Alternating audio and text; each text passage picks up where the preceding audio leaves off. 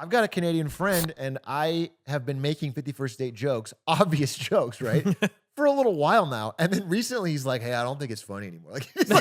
He told me just privately, he's like, I know you don't mean it, but like, I don't like it anymore. Cause like they're seeming more and more serious politically. It seems like, Trump said it as a joke at first. And now he keeps saying like Governor Trudeau. He keeps saying like, so they're like, they just don't want to have their sovereignty threatened so regularly by the neighbors of the South with all the nukes. So I wanted to bring this up too. I got two things I want to bring up. This is the craziest outcome that I ever could have expected. Recently, like a few days ago, a Canadian politician went to the UK and they're trying to get a deal where the UK's nuclear umbrella applies to Canada. Oh my God. So they're going to like Canada, to UK and France to make a world where theoretically the UK would be threatening the United States with nuclear war if the United States invaded Canada. Wow. Like how crazy are things getting? That's how wild, a major turnaround from from like a year ago. Like what? From like 2 months ago. Like that's and I just didn't expect Canada specifically to get involved in this. I didn't expect this to become a Canadian.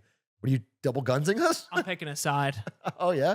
Okay, a number to reiterate this, which I think is so interesting, is like you might have seen this like 2 decades ago, something like that. The amount of people coming in and out of Canada to the U.S. was like it was like a few thousand on either side net in a given year, and there was even a year or two where there was more people going into Canada than out. And then the most recent tract was like 126,000. That was in 2022. 2022, right? So like just to give a sense, it is massive the amount of people who are going from Canada to the U.S. 2 years ago. And then you're right, it's like, is that going to increase? Is that going to get like in 20 like this year? Is that going to get even worse because of economic conditions? Like the amount of Canadians who are immigrating to America now is gigantic compared to any amount in the past for like a 2 to 3 year period. Right after COVID, it just like shot way up. Well, no wonder things are getting worse here. There's so many damn Canadians. If they would just stay in their own state.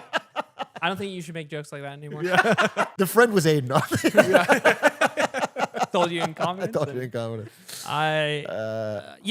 That's what I'm super curious about is like how that trend is going to hold up in the next like year or two is like there's this convergence of like sovereignty and national pride and wanting to be like, I am Canadian, like fuck the US, converging with like the economic hardship basically. So that's great. I want to bring that up. That brings us up politically. You flash backwards 1 year, everyone in Canada is so doomer. It's just like, it's over, right? People are depressed. Housing prices too high, jobs too low. They're mad at Trudeau. They're mad at Trudeau because he did so Governor Trudeau. Good job. And there's fuck Trudeau signs everywhere. And it's become a foregone conclusion that him and his party were going to lose. That's the idea. Yeah. And then this 51st state thing starts happening. And it's the most shocking poll. I mean, the conservative government is still leading, and I think we'll still win. But it's become like way closer. This is what I was actually thinking about this. And I'm glad you brought this up because I hadn't looked this up, but I was so curious if polling had picked up for Trudeau's party. Because I feel like this is a crazy circumstance where he's like defending the sovereignty of the nation. And I think this was in a video you made about how he like boxed one of the people from the other party. You told me about this. And that was the first swing in like his liberal party picking up was him choosing to box someone from one of the other political parties. He won the fight. And it was kind of like it was literally like a liberals aren't pussies campaign. Like it was And his polling dramatically picked up, and then he found himself in a position of prime minister like a little while after. And I was like, this is when he's been making the tweets and these things that I've seen. It's like, I wonder if the polling is following he's suit. not running again, so he's getting someone else. I think he's getting Mark Carney, but he's just pushing the Liberal Party to be we're against Trump, we're fighting back, and that's like more rallying now. people. Yeah, that makes sense. It reminds me of George Bush was a divisive president with pretty low polling numbers by the end, but after 9/11 it was like 98%. It was like the country was united. Yeah. And right now it seems like or like Rudy Giuliani post 9/11. Exactly. Yeah. So right now the polling is like really rallying behind it because it feels like from the Canadians, from my side, I still think of it as like it's a little mean-spirited, but it still feels like a joke. As an American, I can't imagine we have tanks rolling in Toronto. Yeah. But from the Canadian side, it sounds like they're like pissed off, like really rallying behind this idea of like stop calling us a state, And I would love to get more of your thoughts because I'm not a Canadian. If King George in the UK kept referring to us as the colonies, I would be pretty annoyed.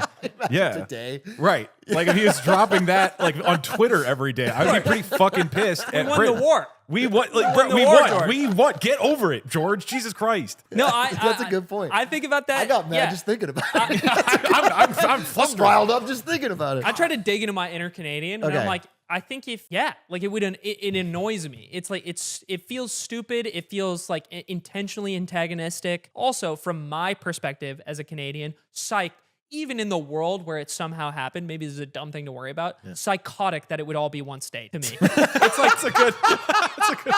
It's pissed about logistics, dude. Yeah. It's the second biggest country in the world, and he's like, maybe. yeah, we'll just have that be, but That's one state. Maybe if we respect it, it's like, all right, we're adding on nine provinces as states, 3 territories. You know, we respect the. and then Trump looks south, and he's like, we're thinking of all South America, a 52nd state. That's what I'm saying. It would be You get insane if it 2 was one seats state. in Congress. It'd be insane if it was one state. 40 million new people. So, Get to, not the top priority issue with this, but that was honestly my first thought when I heard about it. I was like, That's it really just funny. wouldn't be one state.